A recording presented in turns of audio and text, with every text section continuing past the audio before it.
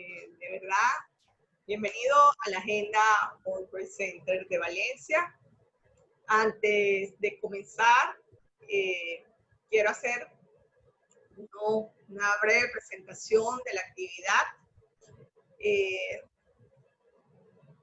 Bueno, primero, expresar que World Trade Center se une al duelo que une a Radio, al equipo de la Mega y en especial a Alta Tensión, que son grandes amigos de World Trade Center, Mirta y Juan Carlos, con la partida de Jorge Felice, muy temprana, y una invitación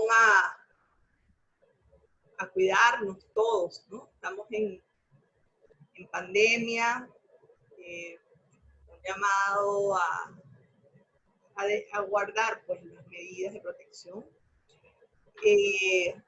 También quiero hacer un llamado a que estén pendientes del concurso de Mi Innovación, que estamos en pleno proceso de postulaciones de este concurso. Mi Innovación este año con un alcance latinoamericano. Bueno, muy brevemente hago la apertura de la actividad.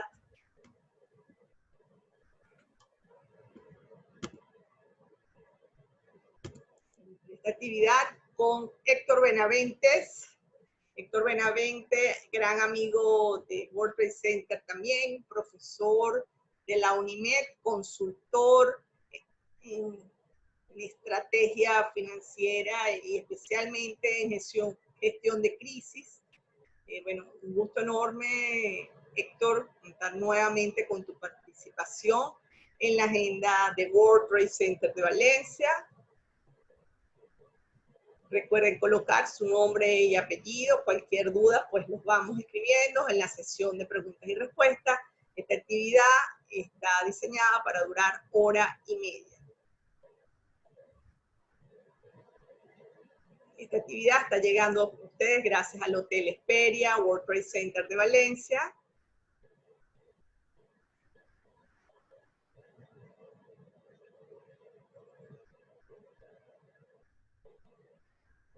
Muy activado con los protocolos de la pandemia y con unas ofertas especiales durante este periodo.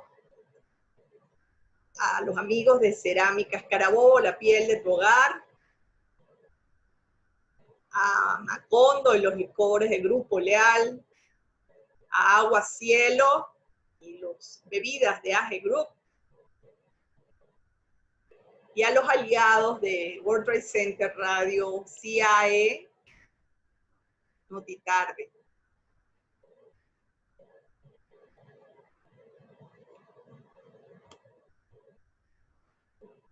Me resta más que darles nuevamente la bienvenida e invitarlos a participar en el concurso Mi Innovación. Los dejo con Héctor Benavente. ¿Qué tal? Bueno, Subdelia, un gusto siempre acompañar al World Trade Center de Valencia. Gracias por la invitación. Un par de cosas. La idea es que sea muy interactivo. No esperar solo las preguntas finales. Yo iré haciendo preguntas, comentarios, para que los vayan respondiendo por el chat, para que alguien pueda hacerlo de forma oral también, para que sea un evento bastante interactivo. Es la idea. Para garantizar un buen audio y la conexión, voy a quitar el video mientras hago la presentación, para que se pueda escuchar bien. ¿Ven todos bien la presentación? La primera pregunta.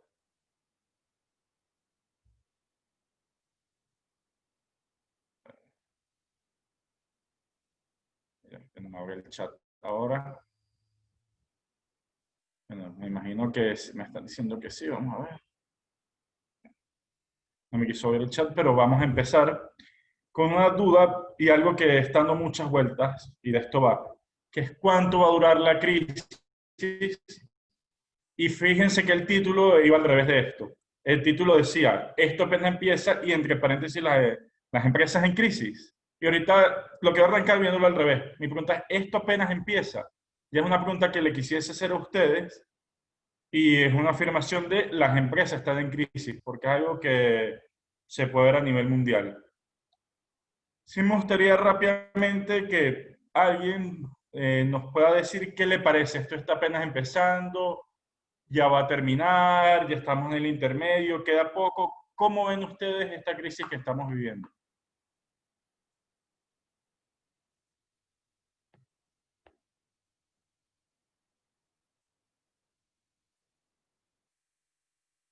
No, no. No sé si en el chat está alguien escribiendo. Aquí necesitar la ayuda posiblemente Subdelia porque no me... Están escribiendo muchos. pero no me... Es que no me sale a mí el chat. No No me te abre. sale aquí, bueno, te lo leo. Los expertos dicen que va a durar 18 meses, dice Astrid Parra. Económicamente estamos en pleno desarrollo. Zacarías Holland dice que estás en el intermedio. Mariela Polanco dice que estamos empezando a... hay personas que opinan que estamos al 50%. Giovanni Quintero. Hay otros que siguen, Sonia, que estamos en el principio. Bueno, una impresión que les puedo dar, algo que he visto dando mucha esta charla y bueno, otras charlas en cámaras y en empresas, que yo siento una impresión de que hay empresas que están diciendo, bueno, como que hay que aguantar un poquito más porque un domingo va a venir una cadena, nos van a anunciar que ya esto pasó, que viene la apertura y todo vuelve a la normalidad. Y eso es un poco lo que vamos a ver. ¿De verdad cuál es el alcance de todo esto? Y si, como yo les digo, apenas está empezando, si vamos por la mitad, ¿cuánto nos falta? Rápidamente quiero que veamos de dónde venimos en la parte económica, que siempre me gusta dar este resumen. Antes de que esta pandemia iniciase, teníamos una caída del PIB del 65%. Esto sí, para este entonces llevamos ya 34 meses en hiperinflación. A principios del año llevamos 25, 26, 27 meses según quien lo mida. Desde el 98 hasta el 2019, 60% de las empresas venezolanas habían cerrado. Y un dato que a mí me parece gravísimo y muy, muy preocupante, que es que Venezuela tiene quedando última en los rankings de competitividad, tanto como país empresarial de los últimos 10 años. Tenemos una década teniendo una de las empresas menos competitivas del mundo, con todo lo que esto conlleva, que ya lo vamos a ver. Pero veamos que antes de arrancar toda esta pandemia, toda esta crisis, ya venimos un escenario bastante complicado. No, yo mismo he hablado de esto aquí, de todo lo que ha significado esta crisis, y vamos a ver qué viene ahorita.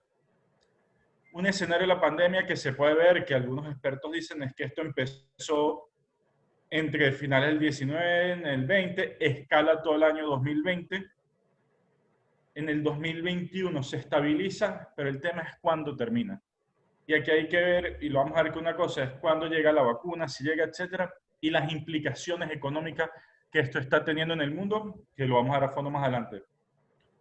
¿Cómo puede evolucionar la pandemia? Hay tres grandes modelos. Esto es un instituto médico de Minnesota muy famoso, el CIRAP, que nos dice que hay tres modelos, lo que es picos y valles similares, que es que va y viene, va y viene, va y viene. Pueden ver unas fechas aquí abajo, son enero del 2020, julio del 2020. Esto está pensado para el escenario norteamericano. Podemos ver un poco aquí. Lo importante es ver cómo se pueden manejar estas curvas. Otra es lo que se llama el pico y la caída, que tenemos un gran pico, una caída y luego va más pequeño, y algo que es como el slow burn, que es que se va quemando solo. Que normalmente hay expertos que dicen que Brasil posiblemente estaría entrando en este tercer escenario. Si recordamos Brasil, básicamente allá fue que todo el mundo haga lo que quiere, salen muchas tasas de infectados, muertos, etcétera, y hay algunos que están argumentando que Brasil puede estar cerca de la inmunidad de rebaño. No, pero ya hay ese debate. Pero vemos los tres modelos y pensar en cuál puede encajar Venezuela. Hay unos que te dicen que puede ser como el escenario 2, que es después de una vacuna. El escenario 1, que se piensa, y lo podemos ver un poco lo que está pasando ahorita en Europa, en ese tipo de lugares, que hay cierres y aperturas más estructuradas. Y este tercer escenario, que son para los países, digamos, que han tenido aperturas un poco más desordenadas, como puede ser nuestro caso, que, digamos, hemos ido abriendo y cerrando de forma desordenada, sin mucho orden, por así decirlo. Bueno, y esto también lo hemos conversado antes, lo que es el martillo y la danza, que es como yo lo controlo. Y hay una regla que se ha aplicado siempre, que es que mientras más fuertes sean mis medidas de contención, menos casos tengo, pero más fuerte es mi recesión económica. Un buen ejemplo y uno de los modelos de lo que se ha hecho en el mundo es Suecia. Claro, también depende mucho de los ciudadanos, pero Suecia vemos que es alguien que se ha mantenido abierto, no es esa cantidad de mascarillas, los colegios se mantuviesen abiertos. Han tenido casos, pero no han sido los que mayor casos, han tenido incidencia de casos, pero ha sido una de las economías que menos ha sido golpeada. Todas han sido golpeadas. Creo que no hay una economía en el mundo que diga que ha salido ilesa de esto, pero el caso sueco ha sido un caso de bastante éxito, la verdad. Y vemos que va mucho jugando con esta ecuación.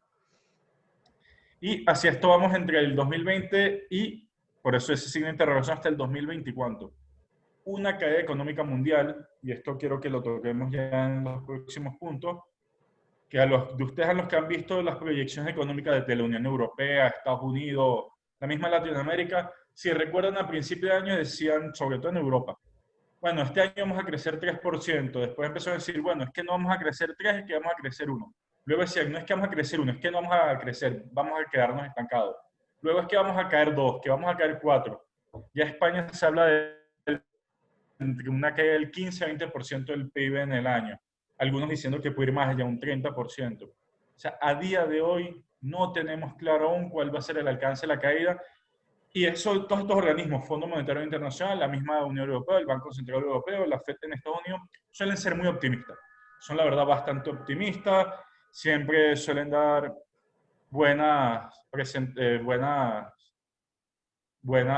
perspectivas, y este no es el caso.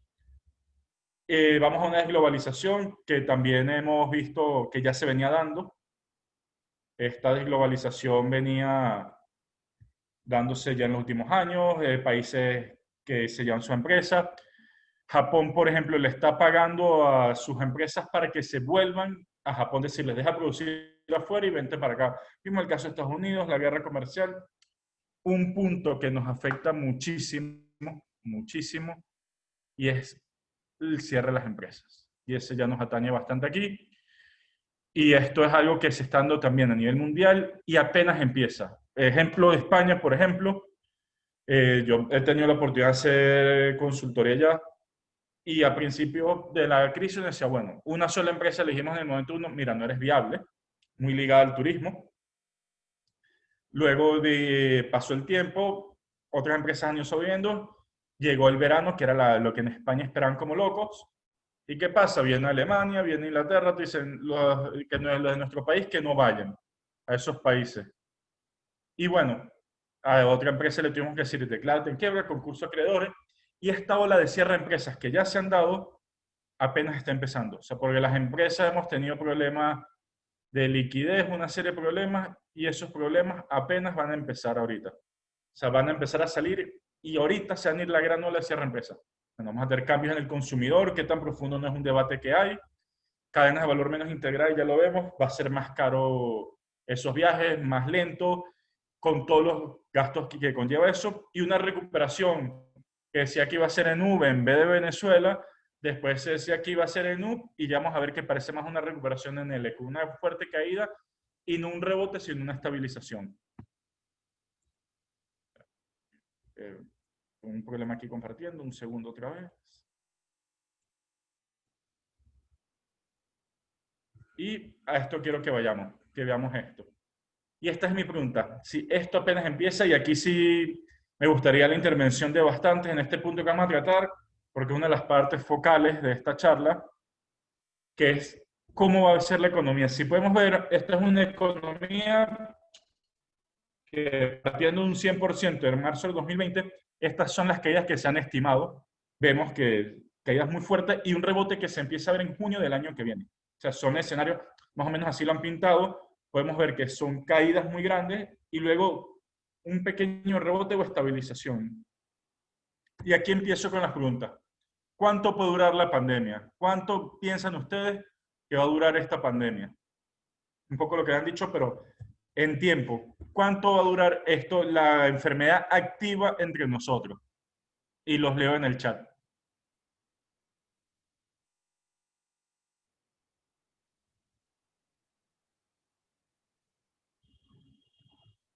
Me equivoco, que nos dicen 12 meses. ¿Quién más? ¿Quién más nos dice cuánto creen que va a durar? 3 años, leo aquí, 1 año. Vayamos a ver qué nos dicen los expertos. Vienen vacunas que ya se están probando en mayor o menor éxito, pero que por lo menos esperemos tener la enfermedad entre nosotros lo que queda hasta el 2021 completo. O sea, lo que queda 2020 y 2021. Por lo menos. Nos dicen que, claro, que pueden ir a una vacuna. Primero la vacuna, depende del país donde esté, va a llegar antes o no. Venezuela es uno de los países que se piensa que más puede tardar en llegar. Esa vacuna luego no va a todos. Entonces, por lo menos nos queda 1 año y medio más o menos con esto entre nosotros, con este virus entre nosotros. Otros que dicen que llegó para quedarse, hay otros, claro, ya aquí entramos en la especulación de gente que dice las vacunas pueden que funcionen o no y que vamos a tener que acostumbrarnos a vivir con esto, pero simplemente ya llegó, hablan de la inmunización, que otros dicen, ¿qué pasa si simplemente te puedes reinfectar? Que se han visto casos, pero vemos que nos pueden quedar unos 18 meses por lo menos, si la vacuna va muy bien o algo, 12 meses, pero nos queda por lo menos 1 año de esto entre nosotros. Las consecuencias económicas, ¿cuánto creen que va a durar? Ahorita vamos a ver cómo afecta la economía. ¿Cuánto tiempo van a estar con nosotros estas consecuencias económicas?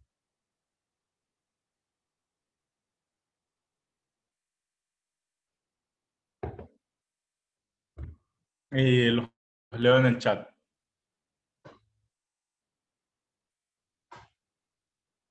De nuevo, aquí nos dicen 2 años, un par de años al menos. Los escenarios optimistas, por lo menos lo que el Banco Central Europeo dice, empezaremos a recuperar niveles previos hacia 2023-2024. Pero también te dicen, depende mucho del sector donde estés. Hay sectores que te dicen, jamás se va a recuperar algunos sectores. Hablan del sector turista, las aerolíneas, por ejemplo. Dicen, hay sectores que simplemente nunca van a llegar a lo que estaban antes. Vemos que las consecuencias de esto, y como nos dicen aquí, van a alcanzar los 3, 5 años sin ningún problema. O sea, así eliminemos el virus hoy, la destrucción que hemos tenido en estos últimos meses, y recordemos, y aunque esta pregunta no está aquí, me gustaría verlo en el chat, ¿cuánto tiempo tiene esto entre nosotros? ¿Cuánto tiempo tiene la pandemia activa ya en lo que digamos, el mundo y entre nosotros? ¿Cuántos meses tiene esto que está aquí fastidiándonos?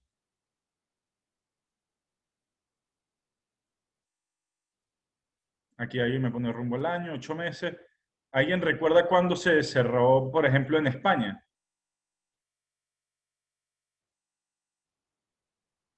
O en lo que fue Europa o los Estados Unidos, cuando empezaron a cerrarse el país como tal, los países. Aquí lo ponen justamente en marzo.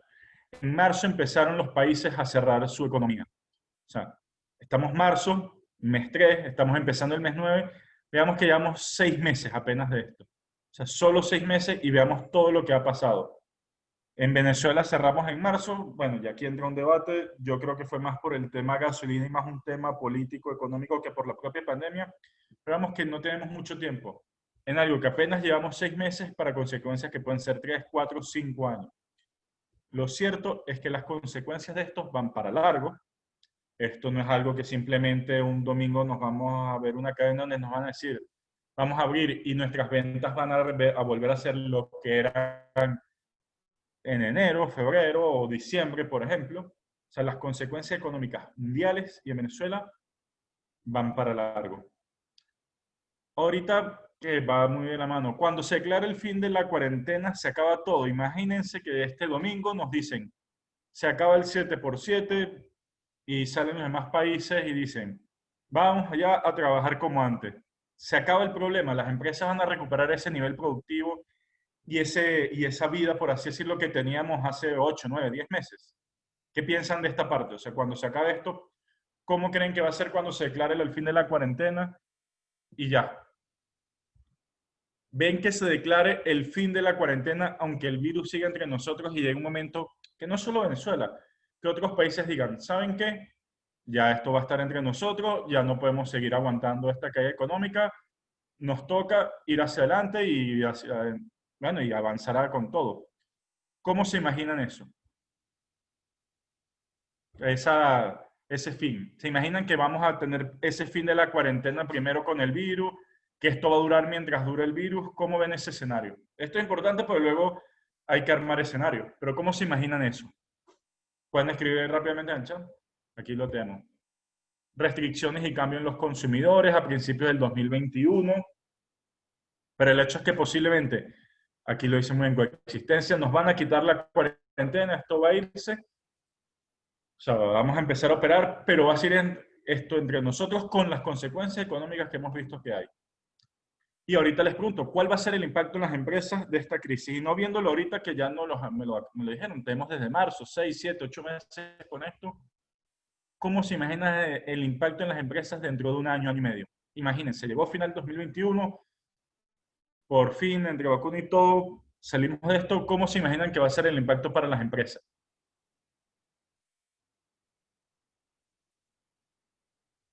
Lo sigo leyendo en el chat.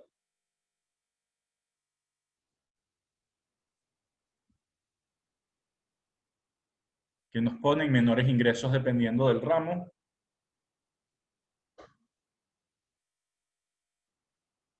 ¿Quién más nos quiere contar cómo se imaginan cómo hacer el impacto en las empresas? Pues aquí ya alguien nos lo dice muy claro, muchas no van a sobrevivir, operaciones mínimas. Sabemos que va a quedar una economía muy golpeada. Se nos dice que esta es nuestra Segunda Guerra Mundial, la gran crisis de nuestra generación, y es así. O sea, ¿qué podemos esperar después de esto? O sea, un impacto grandísimo. Aquí lo ponen, operaciones mínimas, poca liquidez, de hecho, ya es algo que... La poca liquidez es un problema que estamos viendo hacia estos lados del mundo, en lugares como Europa, el problema es más de solvencia que liquidez, porque liquidez hay mucha con estos créditos a tasa cero, igual para las grandes empresas, pero vemos que eso, empresas que se han empequeñecido, una demanda global que ha caído mucho, pero va a seguir habiendo una capacidad operativa. Y este va a ser un punto muy importante que vamos a ver después, que vamos a tener una demanda global que ha caído, pero una capacidad ociosa muy grande en el mundo. Y esa capacidad ociosa va a buscar a dónde ir. Otra pregunta, ¿cómo afecta la crisis mundial a Venezuela? Y en los últimos años hablo como desde el 2008, Venezuela ha vivido en una burbuja, para bien y para mal, un poco aislada de lo que era la crisis mundial. Yo me fui a España en el 2008, buen momento que elegí para irme, justo cuando se desata la crisis económica Lehman Brothers, España es horrible, yo me fui a España y Venezuela empieza a subir. Me voy de España en el año 2012, España empieza a mejorar, Venezuela empieza su declive. Entonces vemos que cuando un lugar ha ido bajando, el otro ha ido, digamos, como a contrasentido. Pero ahorita esta crisis económica mundial va a afectar a Venezuela.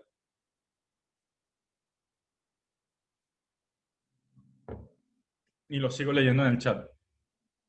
Si alguno quiere tomar la palabra e intervenir, puede, eso ya es con Subdelia, decirle para intervenir en el micrófono, porque este me parece que es un punto que me gustaría hacer bastante énfasis en cómo esta crisis mundial, no solo si la afecta o no, cómo en qué medida esa crisis a las que hayamos sido inmunes para bien y para mal los últimos años, nos va a afectar ahorita. Estoy atenta aquí, Héctor. Si quieres subir a alguna de estas personas. A ver si alguno quiere compartirnos su visión al respecto. Y es como que quieres subir. Zacarías, te subo. Vamos a subir a... Está promovido panelista. Adelante, Zacarías. Activa tu cámara.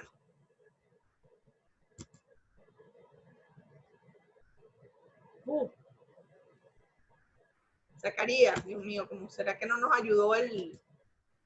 Zacarías Olan está en el... para que plantee su punto. Se nos quedó un mod. Héctor, puedes seguir porque no sé, será que a lo mejor... Bueno, si alguna otra persona que quiera darnos su punto, porque este sí es un punto que es muy relevante, que vamos porque, de nuevo, habíamos vivido en una burbuja muchos años. Perdón, ¿se escucha? Lo que pasaba afuera no nos afectaba ni en lo bueno ni en lo malo. Ahí viene Y ahorita sí. Estoy oyendo. Ok. Zacarías, adelante. Listo. ¿Se escucha? Sí. Bueno, indudablemente que va a afectar a nuestro país más allá de este momento porque las economías que son las que mueven los grandes capitales van a buscar esos focos, en mi opinión, donde más se repunte la reactivación de la economía, y en las condiciones país que tenemos no vamos a ser principalmente el foco de atención en América Latina. Ok, perfecto. ¿Quién más nos quiere comentar? Porque aquellos que tengan empresas, negocios, ¿cómo creen que va a afectar posiblemente a su ramo? Bueno, este es un punto muy relevante porque es un punto que tenemos años que pasamos, digamos, por encima. Y ahorita nos va a afectar de bastantes maneras esto. ¿Quién más nos quisiese expresar cómo ve que puede afectar a su empresa o a su negocio?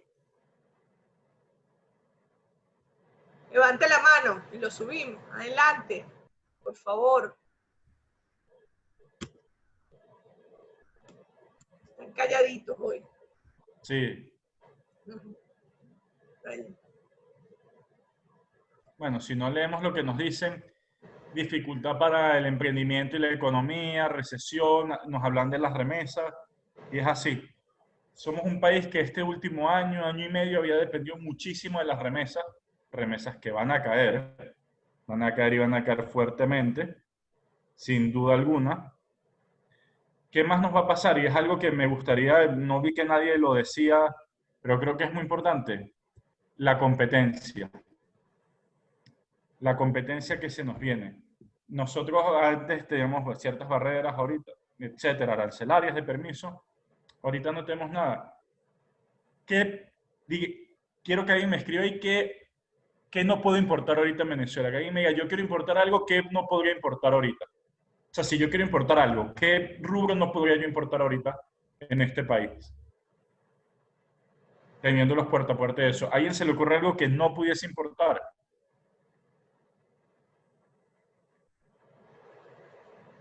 O sea, básicamente somos un país donde ahorita ya vemos que pues importar sectores muy afectados como alimentos.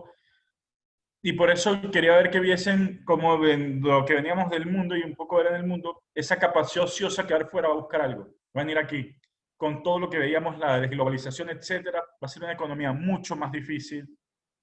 Clientes que tenemos algunas cosas, y lo mencionaba en el crudo, aunque en el crudo hay gente que está siendo medianamente optimista, pero en otras cosas va a ser muy complicado porque, y esto es algo que quiero que vayan pensando, que es muy importante, el mercado venezolano va a caer y la demanda ha caído, aparte tenemos una crisis muy fuerte, esa crisis aumenta, a eso yo le sumo todos esos países, esas empresas afuera que necesitan colocar su capacidad productiva y vamos a enfrentar muchísima competencia. Entonces, esta crisis, ¿cómo nos va a afectar? Nos va a afectar haciéndonos más difícil exportar, porque va a haber mayor competencia, de empresas que quieren exportar les va a ser más difícil, y vamos a tener más competencia aquí, porque va a haber una salida natural de esa empresa, va a ir a otros mercados. Yo pongo el ejemplo de proyectos que he hecho en India. Los hindúes lo que están haciendo ahorita es ganar toda la competitividad que pueden, estudiar los mercados a donde van a ir el año que viene a lanzarse como locos a colocar sus productos y servicios. Porque su mercado interno, que iba creciendo mucho, se estancó, cae, y esa capacidad ociosa yo tengo que colocarles. Ellos han sobrevivido bastante bien la crisis, no les ha afectado tanto, pues yo tengo una capacidad ociosa que tengo que colocar. Y en un país como Venezuela, que por puerta a puerta tú puedes crear un uranio si quieres, o sea, ahorita no hay permisos, no hay nada, va a ser mucha la competencia, y como le digo, ya el sector donde más lo podemos ver es alimentos, uno de ellos. O sea, ¿quién ahorita va a un automercado y no consigue, o una tienda, bodegón, lo que quieran, y no consigues cualquier producto? Y esa es competencia para la industria nacional, y eso va a pasar cada vez en más sectores, poniéndose lo más difícil a las empresas nacionales. Cuando, bueno, aquí veo que me preguntan capacidad ociosa, imagínate. Bueno, para que tengamos idea, la capacidad ociosa de la industria venezolana es del 75%, están trabajando su 25%.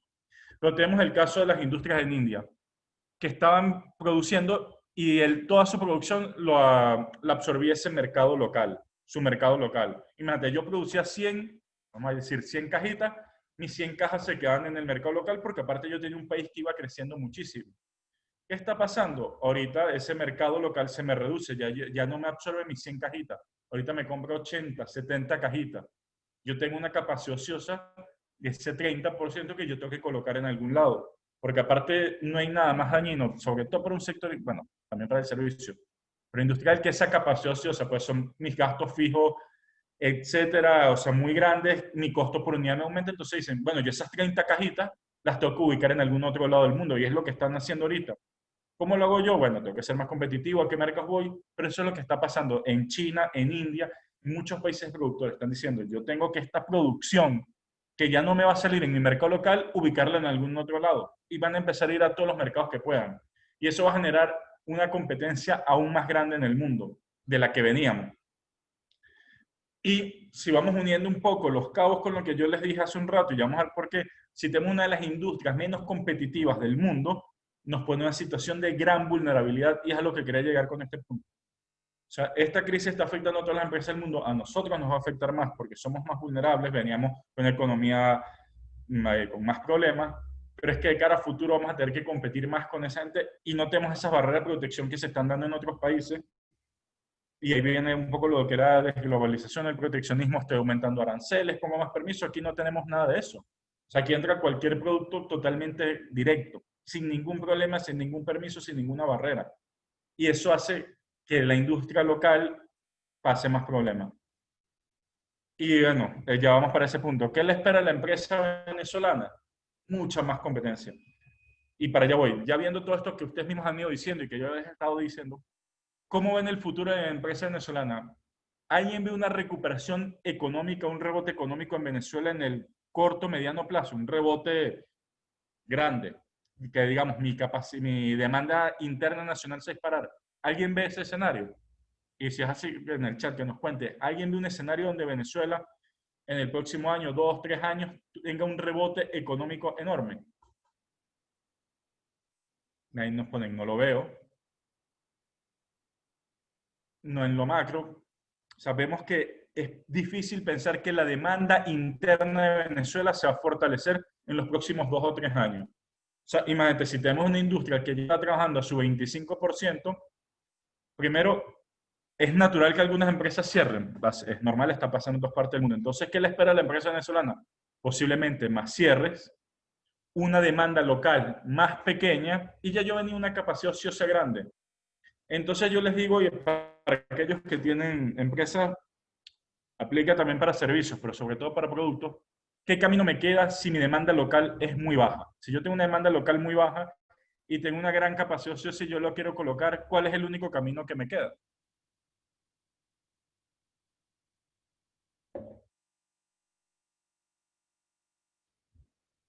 A ver, ¿quién nos dice cuando mi mercado local no existe o es muy pequeño? ¿Qué me queda? Bueno, sencillamente lo que nos queda es exportar. Y ahí exactamente es lo que está esperando, exportar.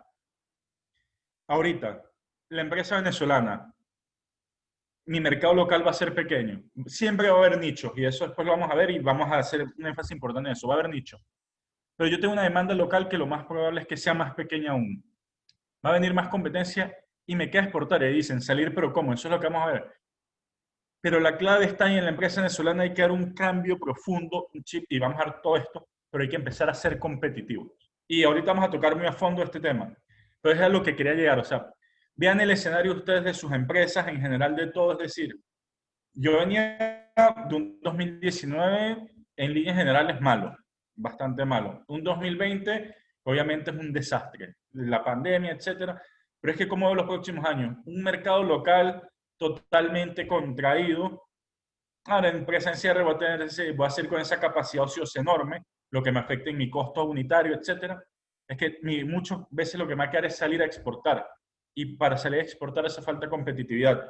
Y por eso es que quería llegar a esto. Cada uno de ustedes tiene que construir algo, y ahorita es muy difícil de hacerlo cada uno, o sea, por los distintos sectores, pero es crear escenarios. Y ese es una de las primeras partes de crear un buen plan. Esos escenarios. De decir, ok, ¿cómo viene? Aquí nos dicen que para exportar necesitamos mejorar calidad basada en estándares internacionales, ejemplo la ISO. Esa es una de las cosas que necesitamos. Mejorar estándares, mejorar competitividad, y ya para allá vamos a ir hacia eso. Pero para ser competitivo siempre hay más por menos. O sea, y algo que bueno, lo voy a repetir 20 veces hoy, pero quiero que se lo lleven. Competitividad no es algo que tú haces por ser noble. Tú no eres competitivo para ayudar a tu país, no eres ni competitivo para tus empleados, tú eres competitivo para ganar más dinero. Ser competitivo es simplemente ganar más dinero. Y a veces no es más ganar más dinero, a veces es sobrevivir y salir adelante. O sea, en empresas de los países donde yo he estado y sobre todo últimamente, sin duda alguna, el de mayor competitividad ha sido Inglaterra, en Londres. Y es que allá, si tú no eres competitivo y eres extremadamente bueno, es que te sacan del mercado, o sea, es que sales. Y ya vamos a ver una serie de cosas porque la empresa venezolana no era competitiva, pero hay que empezar a ser competitivo. y empiecen a hacer esos escenarios, decir, bueno, yo del 2020, ya, bueno, ya veo cómo va para el 2021, yo vendo cajitas. ¿Cómo va a estar el mercado de cajitas en Venezuela? Yo lo veo bien, lo veo mal. Mi demanda era de 20 cajas al año, ahorita que va a ser 10, 15, y empezar a hacer escenarios. ¿Qué pasa si tenemos una vacuna, si no la tenemos? Para esto se hacen las matrices de escenarios normalmente en Venezuela. Y yo cuando hago proyectos normalmente necesito hacer matrices tridimensionales, porque tienes que empezar a tomar más variables. Ya no puedes tener solo 2 variables. Normalmente necesitas 3 variables para proyectar un poco lo que pueden ser los escenarios en Venezuela. Y para tu sector, cada sector es un mundo, cada destacar. No es lo mismo comida que ropa, etcétera. Pero vayan haciendo esos escenarios y eso es algo que se hace cuando hace un buen plan. Vayan pensando con todo esto que hemos visto, ¿cómo ven ustedes su sector? ¿Qué puede ir pasando? ¿Cuándo veo yo la vacuna? ¿Qué pasa si aquí? Que no los agarre por sorpresa. Esto de sentarse, como va viniendo, vamos viendo, es casi un cierre seguro. O sea, tenemos que ser proactivos y pasa por crear escenarios. Creen escenarios, para eso están también los expertos que te dan guías en ciertas áreas, pero ¿cómo veo yo el futuro? Y empezar a prepararme para ese futuro.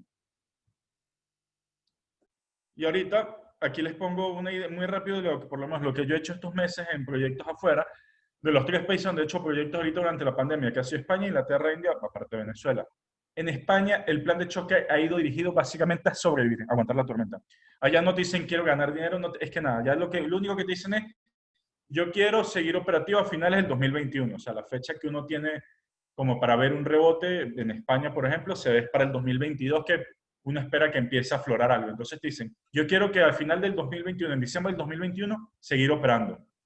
Entonces, todo tu plan de choque va orientado a eso. Y los planes de choque también, para que, aunque lo vamos a hablar más, tienen que ser de alto impacto y bajo costo. Ahorita en ninguna parte del mundo, es que ninguna, tú vas ahorita donde tú quieras y le dices, que te tengo un proyecto maravilloso y vas a tener que invertir 100.000, 80.000, 90.000 dólares, es que te tiran la puerta, sobre todo trabajando con pymes. O sea, tienen que ser proyectos de alto impacto y bajo costo. En Inglaterra, ¿qué dicen? Quiero entender mejor a mi cliente, o sea, es la meta, el cliente va muy dado a ese estudio del cliente, que vamos a ver que es central ahorita en el mundo. O sea, si en ese estudio no se da, y mejorar en innovación. Siempre Inglaterra había estado un paso por atrás en Silicon Valley, vamos, en lo que son emprendimientos y eso, quieren acortar esa brecha. Es decir, o sea, yo tengo que traer más para acá, no ir como ese paso atrás de lo que es Silicon Valley, por ejemplo, sino tener mejores, más, o sea, más innovadoras, startups más innovadoras en lo que es la parte del capital, por ejemplo. Eso pasa mucho con cosas como con Israel, trabajar más con Israel, que es una... Pero bueno, así es que se va. Y en India es lo que le decía, en India lo que quieren es ser más competitivo. Es decir, yo tengo que salir a exportar y ser un monstruo competitivo, tengo que ser de lo mejor en mi área, y por eso lo que ellos quieren es aumentar la competitividad porque están claros que va a haber más competencia en el futuro. Y ya yo no compito en mi mercado local con las 2 o 3 empresas que tenía aquí al lado. Quiero destacar que en India las barreras de entrar son horribles, grandísimas. Entonces, yo cuando fui para allá tuve que poner la empresa, cuando yo iba a crear nombre de alguien, porque si tú no, en esa época, no sé si han cambiado las leyes, si tú no ponías un capital de 100 millones de dólares, tú no podías tener más del 49% de la empresa, o sea, mayoritario. O sea, hay muchas barreras, por eso ellos dependían a veces mucho de su mercado local y tenían como ese oasis, la empresa hindú. Mi mercado local, que es la clase media que más crece el mundo, etcétera, me permitía tener eso. Ya yo veo que eso no se está dando, ¿qué pasa? Yo tengo que salir fuera y salir es competir. Aquí nos habían puesto, el problema está en la reactivación de la economía, sí. El que trabaja, consume, y ya vamos a ver cómo vamos, que normalmente es de ganar competitividad para nichos particulares, y vamos a ver modelos de cómo se hace. Esperar una recomendación y cuando veamos este escenario, dejen de esperar el famoso día D, si llega maravilloso, tenganlo en sus escenarios, pero no podemos vivir todos los días esperando que llegue un día D, ese cambio, etc. O sea, es la realidad que tenemos y hay que ir adelante con eso. O sea, no sigamos esperando ese cambio, es que este año sí, este año no, que ahorita sí, que ahorita creo que sí, entonces yo me voy a aguantar. Miren, tenemos años aguantando y no funciona. O sea, ¿qué se hace normalmente en países muy poco competitivos? Como país, y tenemos, por ejemplo, Argentina, que, bueno, ustedes ya han visto Argentina, en los años del Corralito, después uno de los países con peor carga fiscal del mundo, barreras, controles públicos, y de allá siguen saliendo unicornios de estas startups que llegan a valer más de 1.000 millones de dólares. Siguen saliendo muchas innovaciones y ¿qué hicieron ellos? Yo estoy en Argentina, yo crezco aquí, nazco aquí, pero yo veo hacia afuera. Y sí se puede ser competitivo y sí se puede tener éxito estando en un país poco competitivo viendo hacia afuera. Y ya depende mucho del empresario y Argentina tiene eso maravilloso. De hecho, uno va a lugares como Israel y está lleno de argentinos que se han llevado por su capacidad de innovación. Entonces, para el que nos hayamos haciendo una idea, sí se puede innovar en entornos poco competitivos. A mí el de nosotros es bastante complicado, pero se puede. Pero ya ven un poco cómo han sido los planes de choque que se han hecho y lo que se está haciendo en parte del mundo, pero siempre orientado a eso. Alto impacto a bajo costo. Y ahorita quiero que veamos cuáles han sido los problemas de las principales empresas en Venezuela. Tenemos, por ejemplo, la incertidumbre, que es gravísimo. O sea, si yo le pregunto a quién de ustedes sabe cómo vamos a estar dentro de 6 meses, mira, es difícil saber cómo vamos a estar dentro de 6 meses porque aparte de las variables económicas, aquí tenemos otras más complicadas, como ya saben. La infraestructura, el internet, la gasolina, que ya la vamos a ver después, la luz, el agua, etcétera, un problema gravísimo. El crédito por su ausencia. Básicamente no tenemos crédito en Venezuela, tenemos un sistema bancario inexistente. Somos del tamaño, la última vez que vi, todo nuestro sistema bancario es un banco mediano pequeño de República Dominicana. O sea, no tenemos acceso a crédito. La gasolina, que a veces parece que se resuelve, va bien, más problema que solución hasta ahorita. La pandemia, que hace unos meses yo cuando hacía las charlas no era una preocupación, contagio, etcétera, pero ahorita lo empieza a hacer. Y el flujo de caja. Este es el gran problema que suele decir todo. Me gustaría que todos los que están aquí vayan poniendo cuáles sienten ustedes que son los principales problemas de sus empresas a día de hoy. O sea, cuáles en sus empresas ven que son los grandes problemas hasta ahorita en esto que llevamos de crisis. ¿Quién nos quiere, bueno, los que quieran comentarnos cuáles son los problemas que están teniendo sus empresas, sus organizaciones ahorita?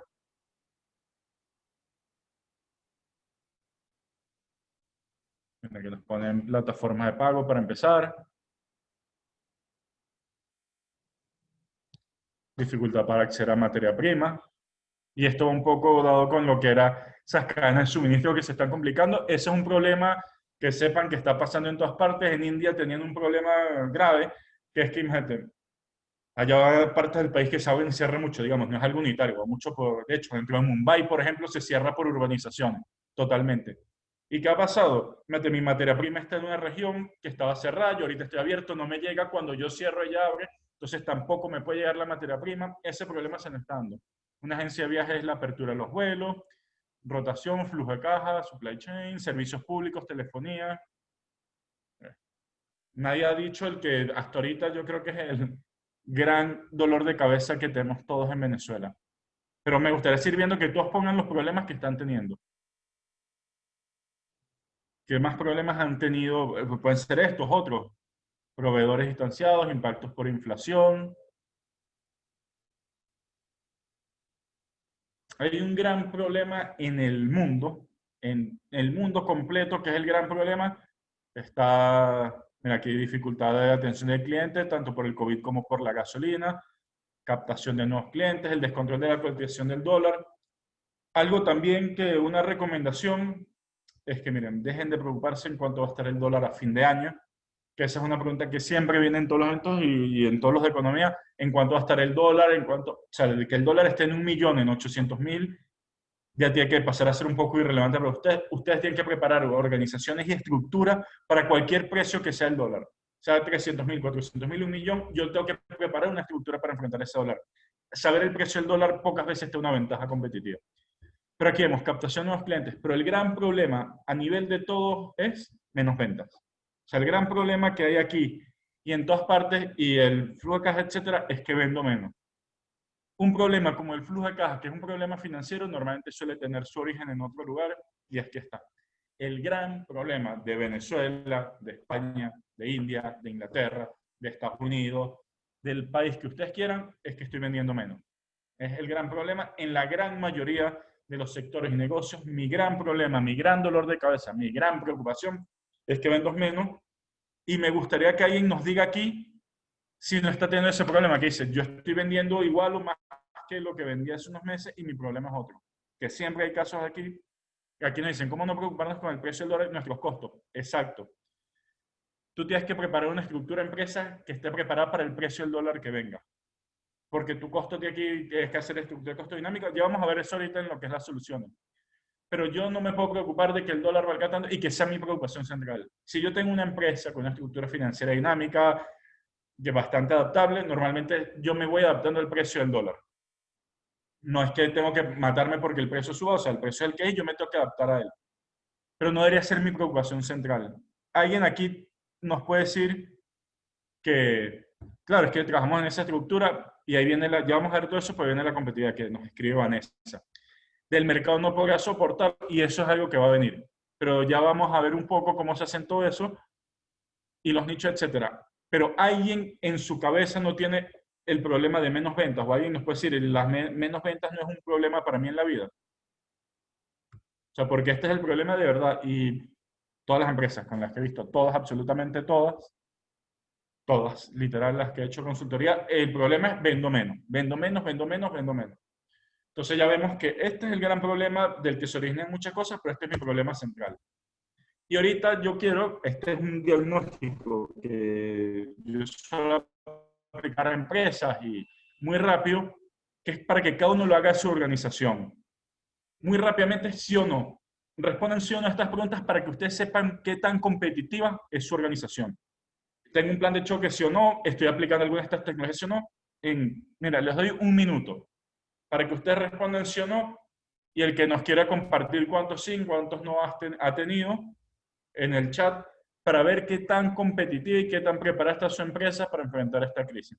Tienen un minuto para que lo hagan, intenten hacerlo con la mayor honestidad. Esto es para sus organizaciones, decir cosas, o sea, a todos nos gusta ser optimistas, pero sean lo más honestos posible con esta información de sus organizaciones. Y el que quiera comparte ahorita en un minuto los resultados.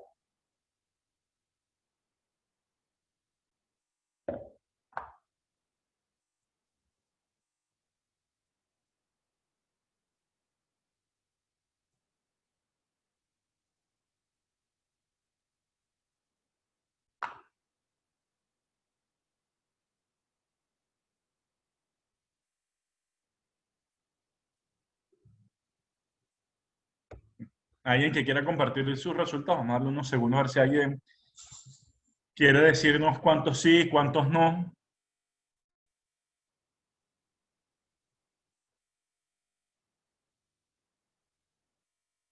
Les voy diciendo que una empresa normal competitiva en Londres, que digamos el lugar más competitivo o de las más competitivas de India, responde que sí absolutamente a todo esto.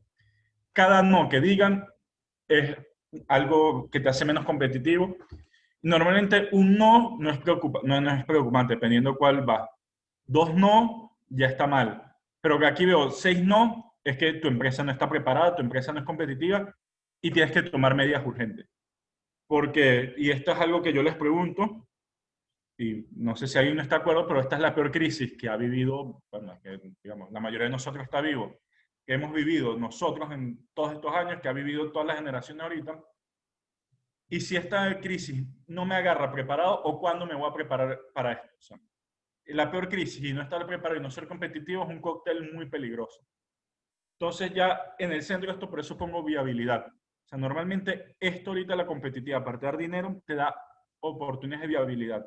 No es que es una garantía 100%, pero es muchísimo más probable que tú sobrevivas y salgas bien de esto haciendo todo esto que si no lo haces. Y aquí quiero que vamos rápidamente, porque para allá vamos un poco de esa causa, por qué nuestras empresas son tan poco competitivas, por qué tenemos una década, y esto es en un ranking de una escuela de negocios suiza, el IMD, que tiene uno de los rankings más famosos de competitividad del mundo, que en país y empresa tenemos, claro, su ranking tiene poco más de 10 años, y nosotros tenemos poco más de 10 años quedando de último. O sea, esto es una señal de alarma bastante grande, pero aquí hay unas causas de competitividad. La primera es que veníamos unas empresas con esteroides y nuestra empresa no se iba a competir. Veníamos de muchos años, tuvimos muchos años un control de cambio con un acceso a dólar económico que te permitía ganar más dinero que cualquiera del mundo sin ser competitivo. Luego tuvimos una época de créditos bancarios que también era el banco regalándote dinero. Y yo cuando contaba esto en otros países me decían mentiroso, me decían es imposible que un banco te regale dinero. Y yo decía que en Venezuela el banco te regalaba dinero. Me seguían diciendo mentiroso, yo se lo demostraba y me decían, es que no puede ser que un banco te regale dinero. O sea, para la gente afuera no tenía sentido. Entonces tuvimos una empresa que mediante un dólar barato o un crédito regalado hacían mucho más dinero que su contraparte de otro país siendo competitivo. Yo recuerdo tenía un cliente que te invitaba a comer a los lugares más caros, todo para contarte lo bien que te iban. Esto en el 2018. Y te decías que ojalá esto no cambie nunca, con este me está yendo mejor que nunca, con esto de los créditos, que me va buenísimo. Llegó la sequía de crédito, tuvo que ver lo que es competir, obviamente, los márgenes al piso, ya no te invita a comer, con suerte te invita a un café. Sabemos que tuvimos mucho tiempo unas empresas con esteroides que se les olvidó competir. Y esto me lo han dicho en muchas cámaras. Es que a mí se me olvidó lo que es competir, se me olvidó lo que era tener el foco en un servicio de calidad, en bajos costos, porque mi foco era, y es que con cierta lógica, eso, obtener la mayor cantidad de dólares que podía, obtener la mayor cantidad de crédito que podía, y se me olvidó competir. Luego tenemos un atraso tecnológico enorme de por lo menos, una década con el resto del mundo. O sea, veamos, o sea, y si quieren ver qué tan grave es este problema, digo por lo menos una década y con nuestros países vecinos. Para que vean esto. Si yo les pongo todas estas tecnologías, ¿qué se imaginan que son? Así me gusta ver sus comentarios. Todas estas tecnologías que estamos viendo aquí, ¿qué se imaginan que son? Silicon Valley, Hong Kong, etcétera. Cuando ustedes ven estas tecnologías, ¿qué piensan? Y aquí sí me gustaría también bastante intervención de ustedes, que es importante que me digan, viendo estas tecnologías, ¿qué me parece a mí que son o qué veo yo que son estas tecnologías?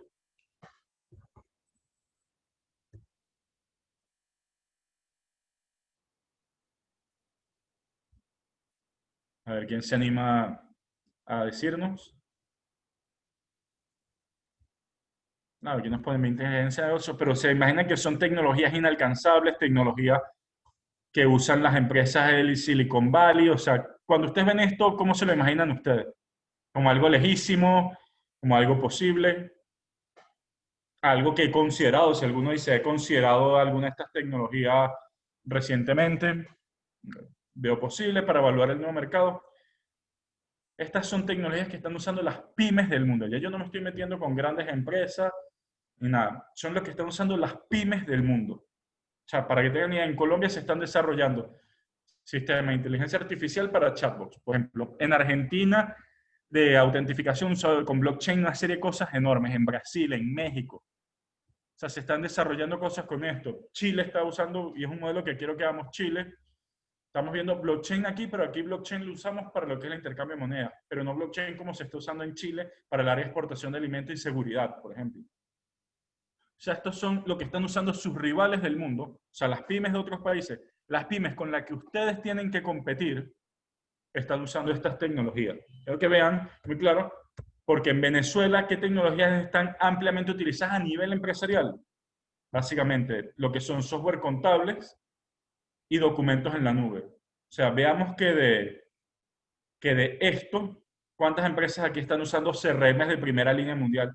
Los hay, pero y todas las generalizaciones malas, incluyendo esta. Pero en grandes rangos, viéndolos de gran medida, ¿cuántas empresas están usando CRMs de primer nivel como Salesforce, HubSpot, etcétera? ¿Cuántos tienen RP como Odoo, por ejemplo, manejo de proyectos como Trello, ventas online, que alguien lo comentaba, como Shopify, hablar de chatbot? O sea, ¿cuántas empresas venezolanas están usando estas tecnologías? Y me gustaría que yo sigo comentando, si me digan que piensan si estas tecnologías son muy caras, si son difíciles de aplicar, si aquí no se pueden aplicar estas tecnologías, pero veamos lo que están haciendo sus rivales, sus competidores del mundo, porque antes esa empresa del mundo a veces yo la veía como alguien lejana, porque, y por lo que vimos, vivía en mi realidad venezolana, yo tenía mis preocupaciones, etcétera, entonces yo no veía hacia afuera. Y eso es algo que nos ha pasado en los últimos años en Venezuela. No se veía hacia el mundo.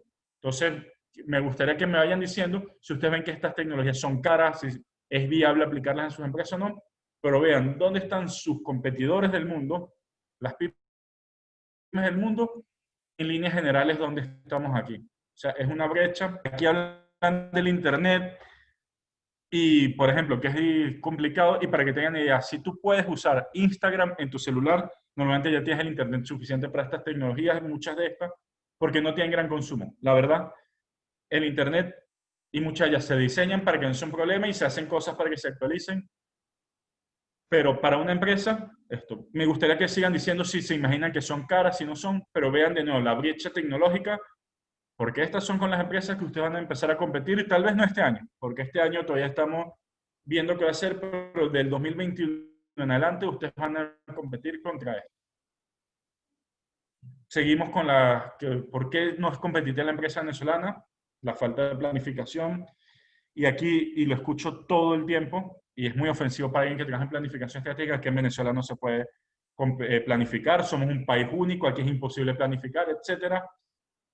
Y algo que está más que comprobado es que mientras más difícil es el entorno, mientras más volátil, y nosotros somos totalmente estos entornos VUCA, que es volátil, incierto, complejo y ambiguo, mientras más difícil es el entorno, más hay que planificar. En Inglaterra, hasta antes del Brexit, era la verdad un entorno bastante tranquilo, como todo, pero un entorno muy poco. Llegó el Brexit y la parte de planificación estratégica se disparó porque esa nueva variable del Brexit cambió todo. La planificación se tuvo que disparar porque yo tenía que preparar el Brexit ahorita, porque si en tal año es suave, medio, duro, se da esto, ¿cómo afecta? O sea, mientras más ambiguo, mientras más complejo, mientras más volátil es el entorno, más me toca planificar.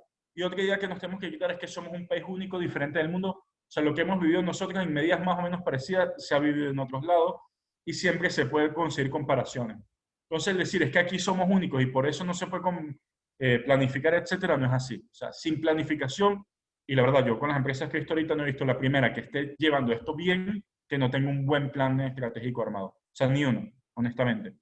Porque es muy difícil, o sea, no sabemos una serie de medidas y yo enfrentarme a la mayor crisis que posiblemente voy a enfrentar en mi vida sin un plan y sin prepararme, miren, el escenario es un poco cantado. Luego tenemos un capital humano poco preparado y como les decía, nosotros tenemos más o menos una década de rezago con lo que es Colombia, Brasil, Argentina, Chile, etcétera, ni compararnos, por ejemplo, lo que es Londres, Estados Unidos, partes de Asia.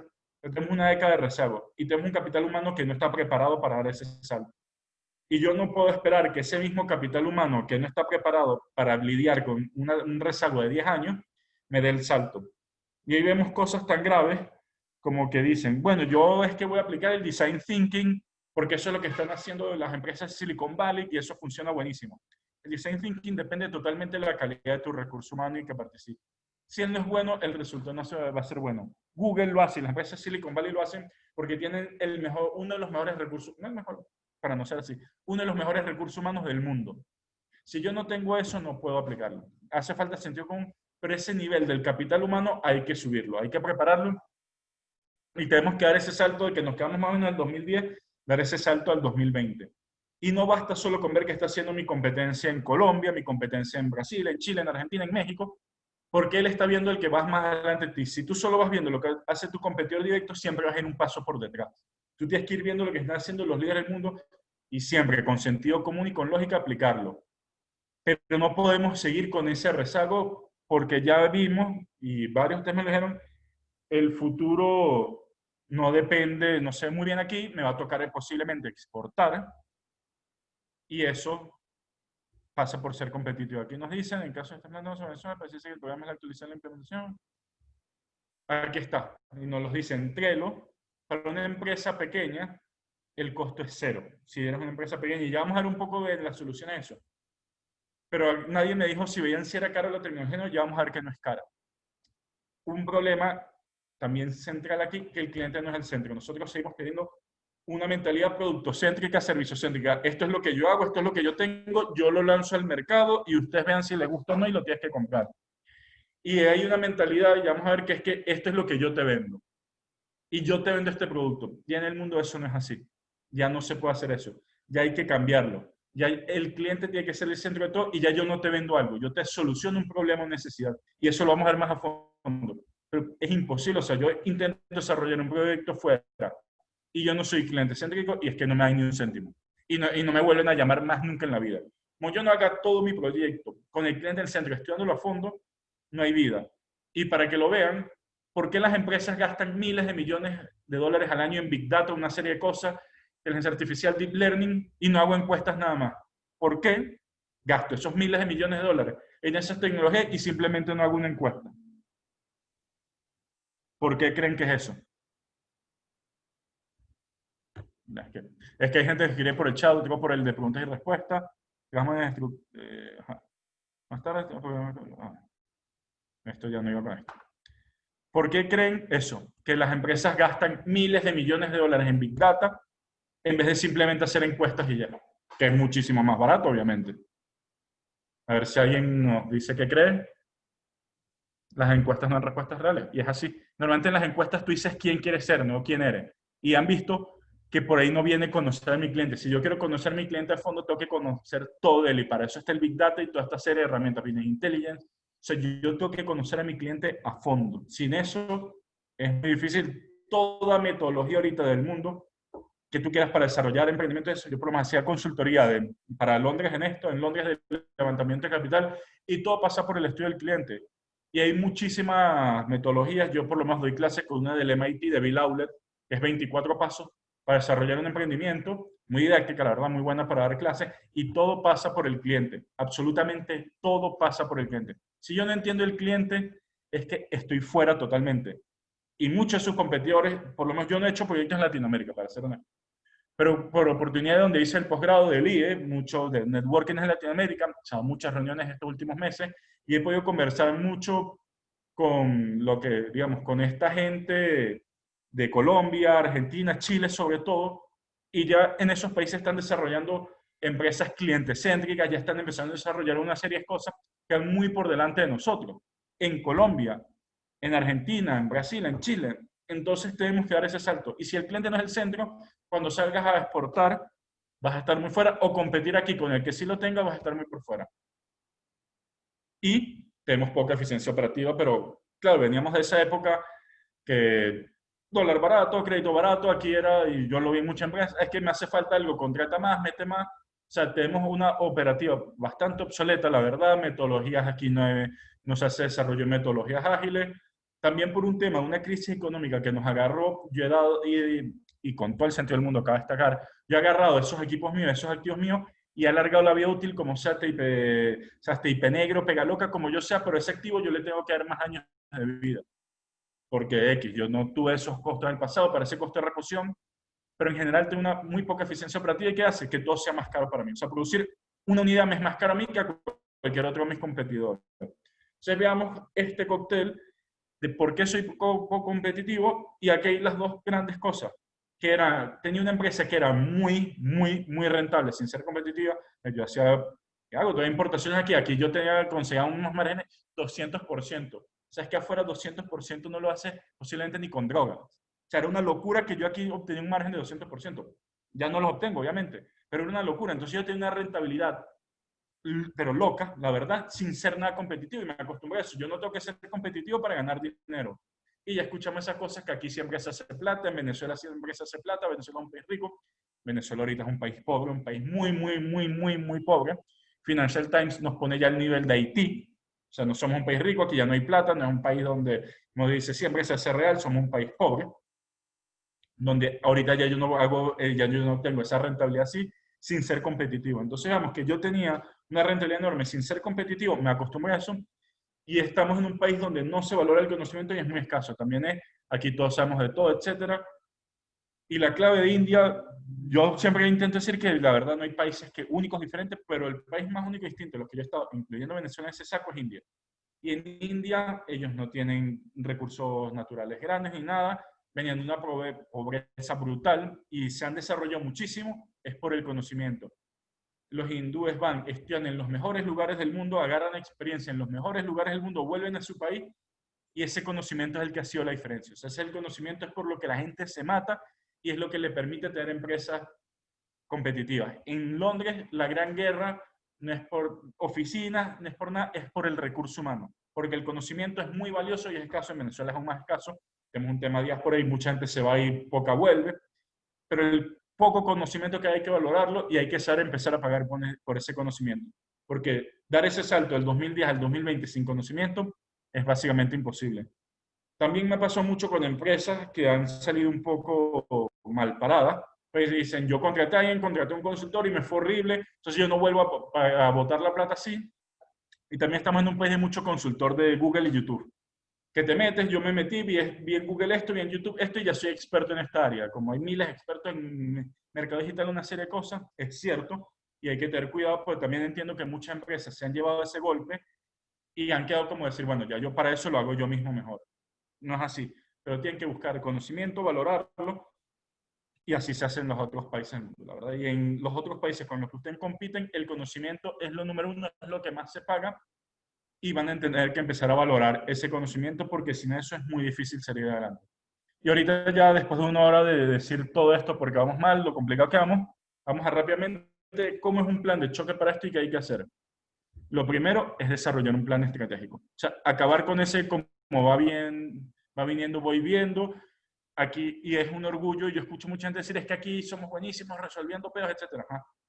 Pero es que en un momento vas a necesitar planificar y ver a futuro. O sea, resolver el problema de hoy y de mañana no es suficiente. Tengo que hacer un plan. Sin un plan es muy difícil salir de esto. Recuerden que estamos viendo la peor crisis que vamos a ver posiblemente en nuestras vidas. Y sin un plan, no va a decir que es imposible, pero es bastante complicado que ustedes logren salir de esto. Luego, el cliente tiene que ser el centro. Este punto lo vamos a tocar a fondo. Pero yo todo lo que hago, yo ahorita en Venezuela tengo un local de comida y hago consultoría. Yo por lo menos para el local de comida, lo único, o sea, a mí lo que me mata el sueño es el cliente. O sea, yo pienso que le va a gustar más a él y toda la experiencia, toda la propuesta, absolutamente todo, hasta el color del papel, toalés del baño, yo lo hago pensando en el cliente. Porque el cliente tiene que ser mi todo, absolutamente todo. Y toda acción que yo tome tiene que ir pensando en el cliente.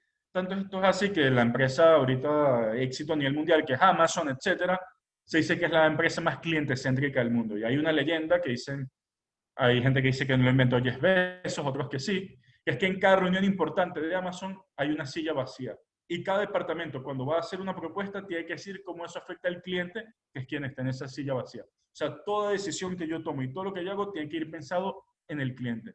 Sin eso es muy difícil. Hay que implementar tecnologías, CRM, RP, Asana, bueno, y no es Asana, es Asana. Nadie puso de qué tan caro les parece eso. Aquí alguien lo puso. Asana o Trello para un negocio pequeño son gratuitos y te permiten llevar toda la gestión de tu proyecto y saber qué está haciendo cada quien.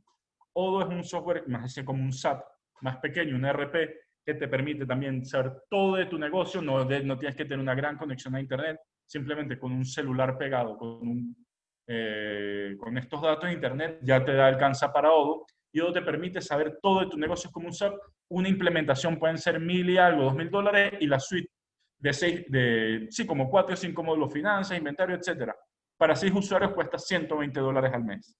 Y un CRM como HubSpot, si es más caro, Salesforce o Autofunnel para algunas cosas, te puede costar $40, $50 al mes una suite pequeña. O sea, veamos que son tecnologías muy económicas, muy económicas, que tienen un impacto enorme.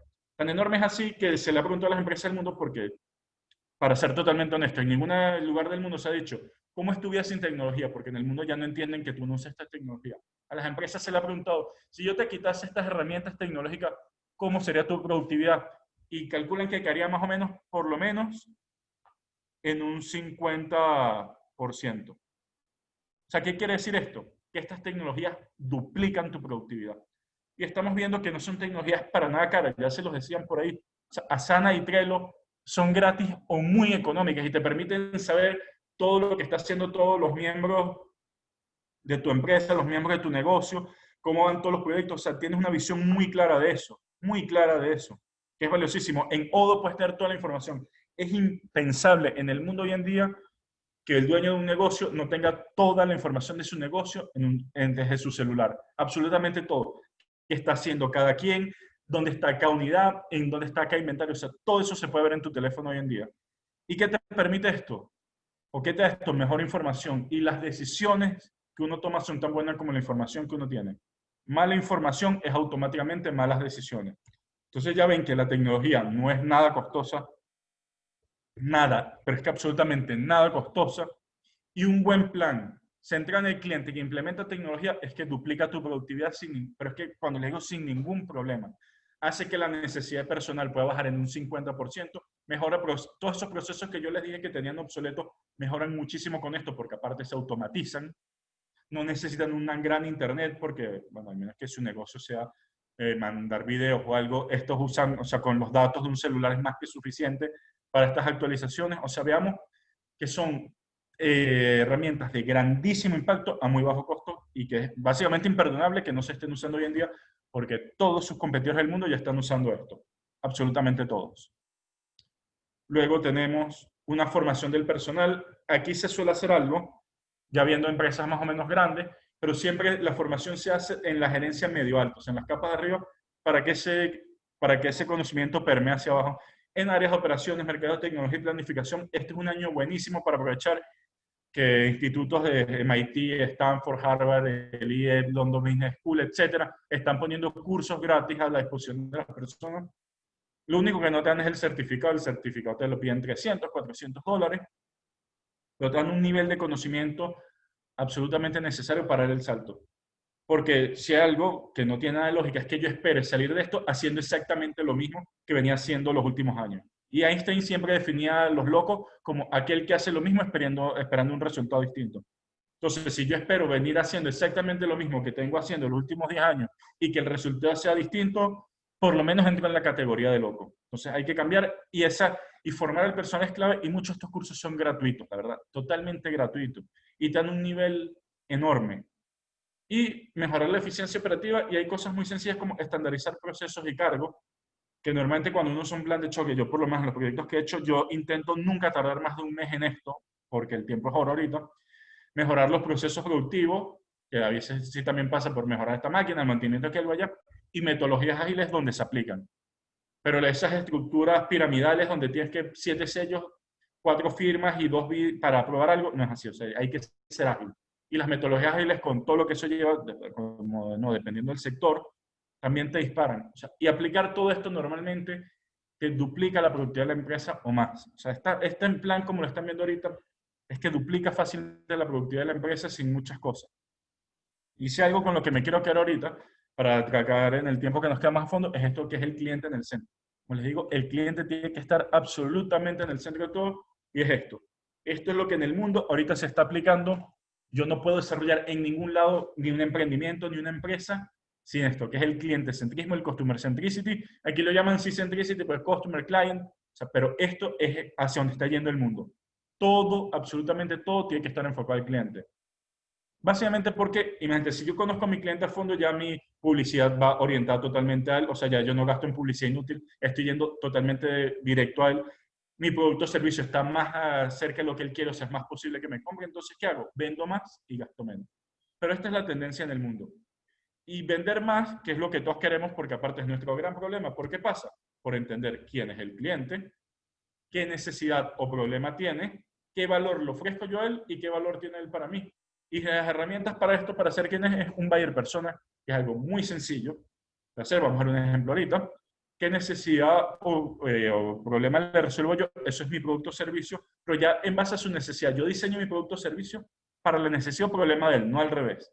¿Qué valor le ofrezco? Esto se llama la propuesta de valor cuantificada y la tengo que poner en número. ¿Qué valor le estoy ofreciendo yo a él? Y tiene que ser un número. Ahorro de tiempo, ¿cuánto tiempo le ahorro? Ahorro en costo, ¿cuánto costo le ahorro? Una más difícil, me pasa a mí en el restaurante, una mejor experiencia usuario. Tengo que diseñar todo lo que es una experiencia usuario y estudiarla y ponderarla para lo que quiere mi cliente, pero con un número. O sea, tienen que ponerle un número a qué valor le estoy ofreciendo yo a él y ver qué valor tiene él para mí. Y aquí hay un binomio que es el lifetime value, que es cuánto dinero me deja a lo largo de la vida un cliente, y el COCA, que es cuánto me cuesta a mí adquirir un cliente. Cuando uno va a hacer levantamiento de capital, y yo tenía que hacer las cosas para una empresa que levantar capital, el COCA era posiblemente el valor más importante en el que más se fijaban los inversores. O sea, cuánto me cuesta a mí adquirir un cliente. Yo tengo que tener ese número muy claro. O sea, sin estas métricas es muy difícil. Y de nuevo, cambiar esa dinámica. No es lo que le vendo, es qué problema o necesidad le resuelvo. Hay que cambiar ese chip. Ya, olvídate de tu producto o tu servicio. ¿Qué problema o necesidad le estoy resolviendo a ese cliente? El día que tú tengas eso claro, das un salto muy grande. Aquí tenemos un modelo de lo que es un buyer persona, muy por encima, se hace mucho más a fondo. Y de hecho, cuando uno usa Big Data, Business Intelligence, todo eso, es para tener lo mejor y más detallado posible este perfil. Sabes que dicen que con, creo que era 8 clics de Instagram ya hacen un perfil tuyo.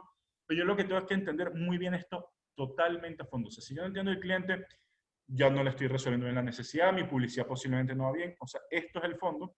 Luego hay una herramienta que es muy útil que se llama el mapa de empatía, que es cómo se siente mi cliente. También es una herramienta bastante útil. Y aquí el famoso Buyer Journey o los funnel que están tan de moda ahorita, que es todo. O sea, cómo es el proceso, cómo se entera mi cliente de mí. que es el awareness. ¿Cómo él se va a enterar? Y ahí ya viene mi publicidad. Redes sociales que no siempre son la solución. O sea, si yo vendo, por ejemplo, tornillos para cohetes espaciales, mi cliente me va a ver por Instagram. Nada, el Instagram puede que sea algo simpático para la marca, etcétera, pero no es relevante. O sea, yo tengo que entender a mi cliente. Entonces, ¿cómo se entera él de mí? Cuando me considera, ¿cómo me considera? O sea, ¿por qué me considera? Normalmente uno dibuja los dos principales intereses de él, ¿cómo me considera? ¿Por qué soy relevante para él? Después viene la conversión, que es el interés y la compra. Me considero, lo vi, está bien. Viene el momento de la, voy a comprar, ok. ¿Cuáles son mis opciones? Yo versus mi competencia, ¿por qué soy mejor? Según los criterios que son importantes para mi cliente. O sea, si yo soy superior a la competencia en los criterios que son importantes para mi cliente, obviamente vendo más. Es que es obvio. Y si yo lo entendí muy bien, gasté menos en llegar a él. O sea, ya veamos cómo entender a mi cliente me permite tener más conversión, vender más, gastando menos. Y si yo lo conozco muy bien y le doy lo que necesita, y no todos los negocios son de lealtad, él va a ser leal a mí, o sea, me va a recomprar y no solo me va a recomprar, me va a recomendar. Y muchos negocios son de boca a boca. O sea, si yo hago esto muy bien, potencio el boca a boca enormemente. O sea, veamos cómo esto es la clave. O sea, esto es lo que se está haciendo ahorita en el mundo a la hora de diseñar una propuesta. Ya no es que ya yo lo lanzo y monto fotos bonitas nada más, porque así no voy a lograr nada. O sea, yo tengo que tener muy claro a mi cliente. Todo Big Data, todo eso que estamos viendo, se aplica en esto y en esto. O sea, entender el cliente a fondo y que toda mi estrategia vaya absolutamente orientada a él. O sea, esa es la base. Todos esos miles de millones de Big Data vienen aquí. Los miles de millones de data se descargan aquí. Yo diseñé mi perfil. Ya yo sé entonces todo de mi cliente, absolutamente todo, hasta si le gusta comprar más en días lluviosos, en días soleados, si cuando usa falda compra más, etcétera. Lo sé todo de mi cliente. También completo mi mapa de empatía y aquí genero el buyer journey o el funnel, que es entonces ya yo sabiéndolo todo, absolutamente todo de él, a fondo, ya yo sé cómo llegarte mejor, con un mensaje más efectivo para lo que yo quiero, por lo que te enteras más de mí, me consideras más veces, en el momento de la conversión es más probable que me compres a mí versus la competencia, y muy posiblemente vas a ser un cliente leal que me va a recomprar y aparte me vas a recomendar. Esta es la base de todo. Ponen las láminas del muñequito, igual yo creo que esto les queda grabado, para que tengan. Y esto es un modelo, me bajé esto porque era bonito, esto no es no lo hace en la vida real así. Honestamente me bajé esto porque se vea bien. O sea, yo tengo los míos propios que hago, por ejemplo. Mis plantillas de buyer persona. Y esto es cuando le vendes a una persona. Rápidamente me gustaría ir, porque quiero que caiga algo para pregunta y respuesta. Alguien de aquí le vende a negocios. O sea, es un business to business que le tiene que vender a negocios. No a personas ya, a negocios. ¿Alguno de ustedes le vende a negocios? Por favor, si me pueden responder rápido en el chat. Si nadie responde, imaginaré que no, pero este es un punto bastante relevante porque cuando se le vende a negocio, ok, yo a la industria. Cuando tú le vendes a una industria, esto se complica el doble. Porque es que tú no le estás vendiendo a una caja negra que es una empresa, tú le estás vendiendo a personas dentro de esa empresa. Y tú cuando haces esto lo tienes que hacer para cada uno de los pasos, pues normalmente, dependiendo de todo, tú no llegas directamente al que toma la decisión o al dueño, o la junta directiva. Tú muchas veces tienes que pasar varios pasos. Entonces tú tienes que entender a cada uno de esos que está, el gerente de compra, el vicepresidente de finanzas, el departamento de compras, a cada uno de ellos tú lo tienes que entender y hacer tu propuesta para ellos. O sea, fíjate que no es solo que tú le estás vendiendo a la caja negra empresa, tú le estás vendiendo a las personas dentro de la empresa. Y esto es lo que se hace para venderles a ellos. No es solo decir, es que yo le voy a vender tornillos a la NASA. Y la NASA le gusta mucho las empresas con conocimiento. No. ¿Quién compra en la NASA? ¿Quién es el departamento de compra? ¿Cuáles son sus principales criterios? ¿Qué es lo que más le importa? ¿Es el precio, es la calidad, es el reconocimiento de marca? ¿Es que sea amigo del senador del momento? Etcétera. O sea, eso es lo que yo tengo que ver. Cuando yo hago un business to business, es aún más complicado y este proceso es mucho más complicado. Pero yo tengo que entender a fondo a las personas dentro de la empresa y todo se complica mucho más. Pero básicamente, resumiendo, para tener este pregunta y respuesta, tenemos que planificar, sin duda alguna. Tenemos que hacer plan para el que nos viene, que es la peor crisis de nuestra vida. Tenemos que tener al cliente en el centro, porque ya vimos, bueno, ya básicamente vimos que sin eso no voy muy lejos. Y la tecnología ya vimos que es barata y es que no se imaginan el salto. O sea, es que imagínate, llevo toda mi vida viendo en blanco y negro y de repente hoy me pusieron a colores. Y no es que solo a colores.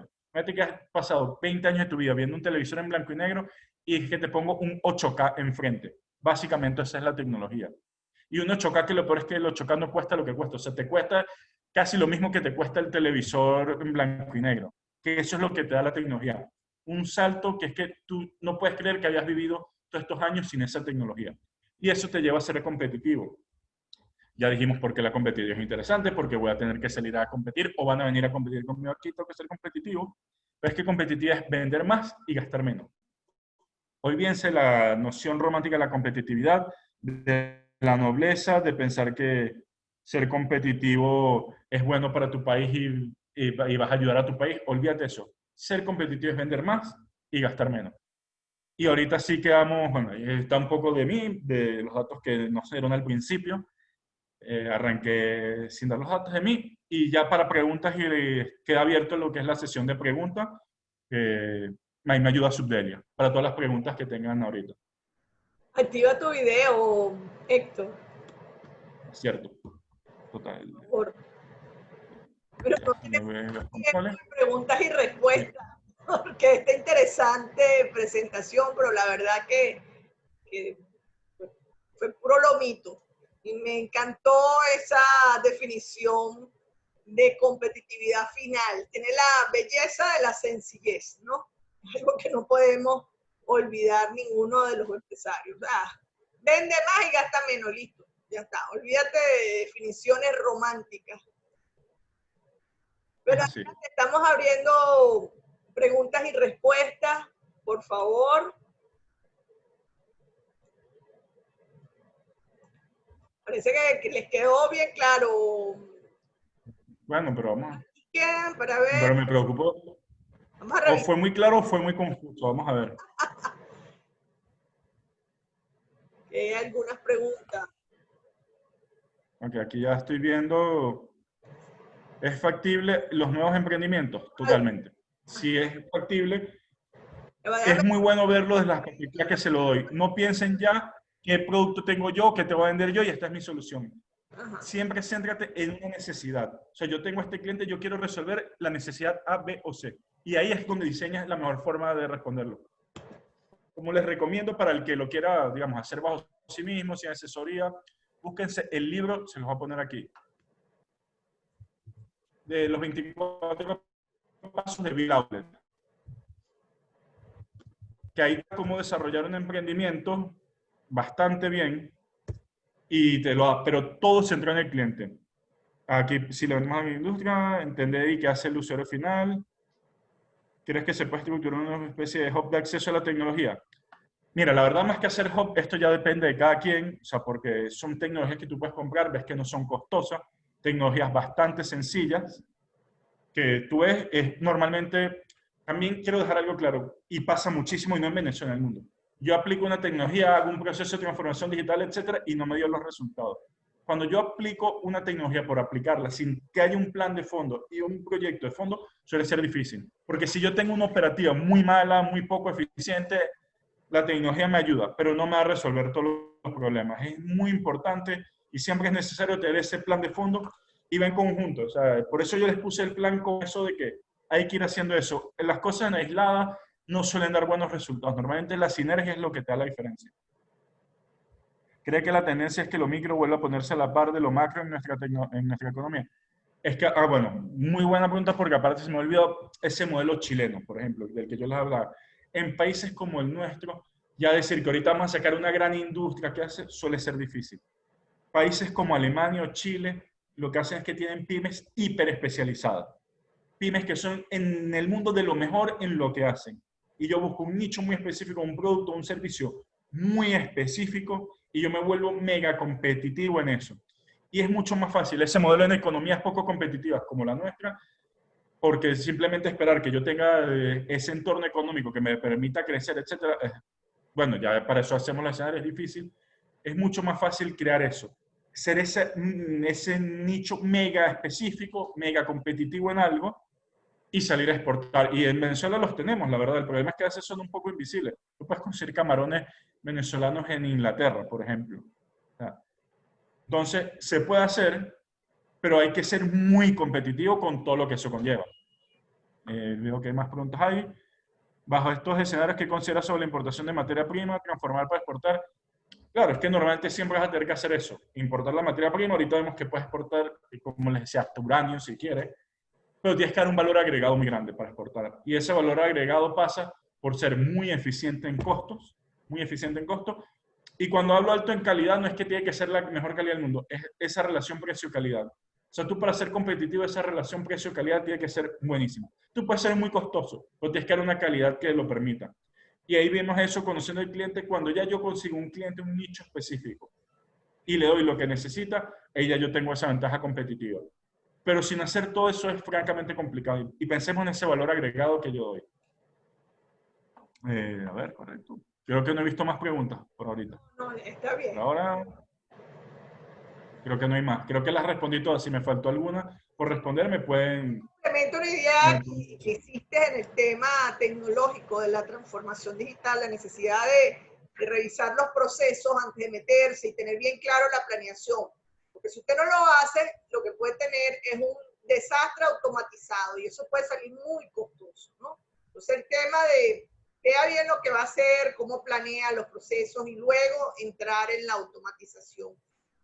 Una mirada integral, ¿no? Planeo y luego ejecuto. No me lanzo a... No es que disparo y luego pregunto si lo necesitaba o no. Vamos viendo, eso es uno de los grandes aprendizajes, eso es como vamos viendo, como va viniendo, vamos viendo, ojo con esa frase en estos temas, ¿no?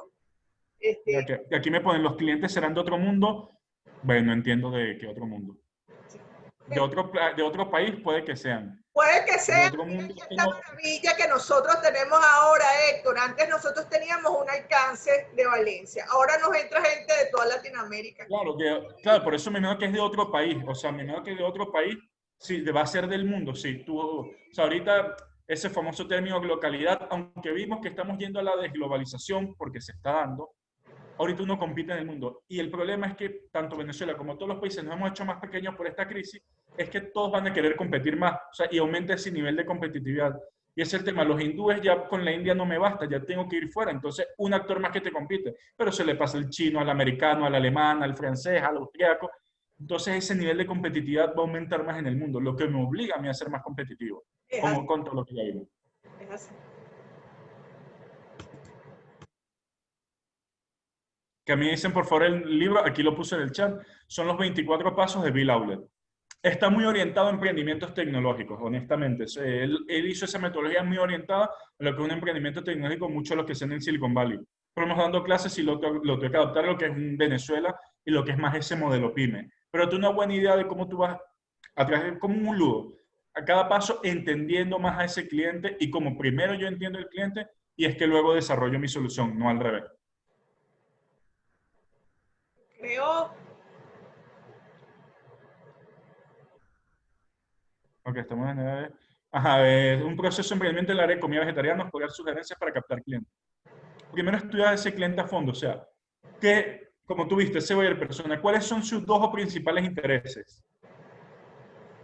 Que es la comida que sea de calidad, que sea barata, que sea rápida, que sea sana. O sea, tú tienes que ver los intereses de él. Y no es solo lo que tú crees. Normalmente tienes que ir y buscarte a alguien que sea el cliente y que con honestidad te responda. O sea, ¿qué es importante para ti? No, yo es que quiero que sea vegetariana y no juras el precio. Muchas veces que sea de calidad diversa o yo es que sí quiero algo vegetariano barato para todos los días. Entiende ese cliente tuyo a fondo y algo que, bueno, que aquí digo, no intenten ser el más barato y el mejor, porque eso hace ruido. O sea, si yo voy por diferenciación, es una estrategia, si voy por precio es otra. No es que en una toque ser el más caro y en el otro ser malo en calidad.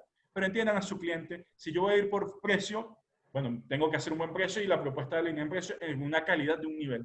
Que soy por diferenciación, ya es otra cosa. Si yo a ustedes les digo, mira, este evento fue buenísimo, con Subdele excelentes, nos vamos todos a comer al mejor restaurante de Valencia y solo va a costar $3 por persona, ya todos van a ver caro como, mira, el mejor y solo $3 ya te hace ruido. Y eso mismo pasa en la mente del cliente. O sea, si tú me dices que eres el mejor vegetariano, yo voy a esperar un precio y una propuesta. No, que tú eres por precio, yo espero una imagen y todo.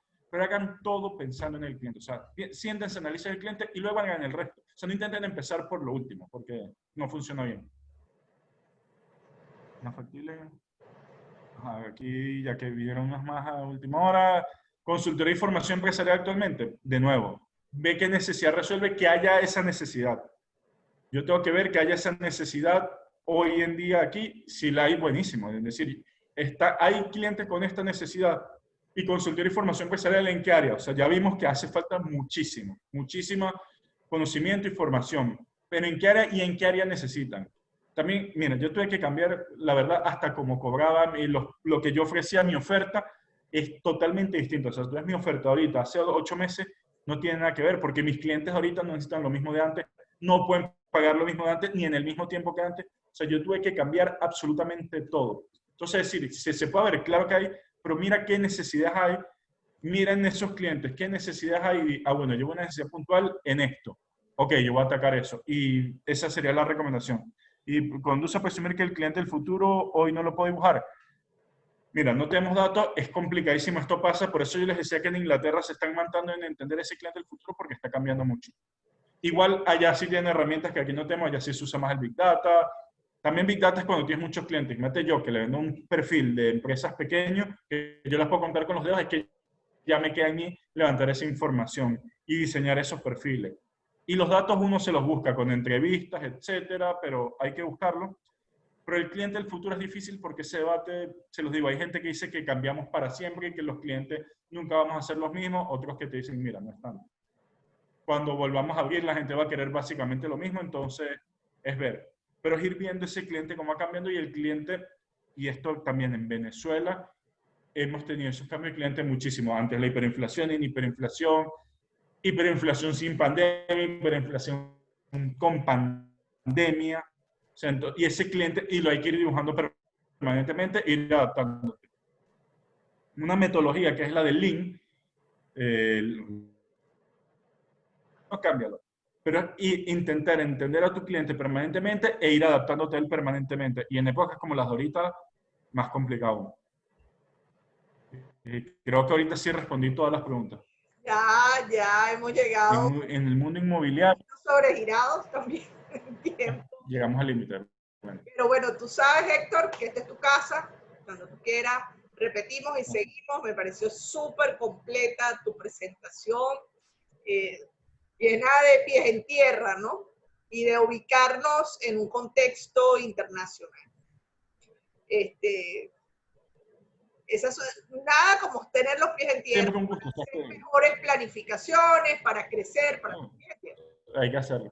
Y hay que hacerlo. Me parece excelente. Bueno, Héctor, a ver cuando planificamos o seguimiento a esta actividad, me parece sensacional. Muchísimas gracias. Muy agradecida. Muchas gracias a todos los participantes que nos acompañaron esta tarde de Venezuela e incluso ahí de afuera también. Qué maravilla. Muchísimas gracias a todos. Que tengan un excelente fin de semana.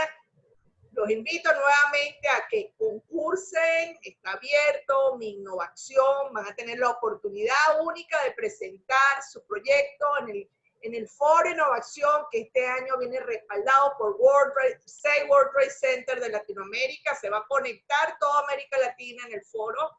Creo que va a ser la mejor vitrina para su proyecto. Bueno, muchísimas gracias, que tengan un feliz fin de semana y cuídense muchísimo. Un fuerte abrazo, saludos a todos. Muchísimas gracias, Héctor, nuevamente. Feliz tarde.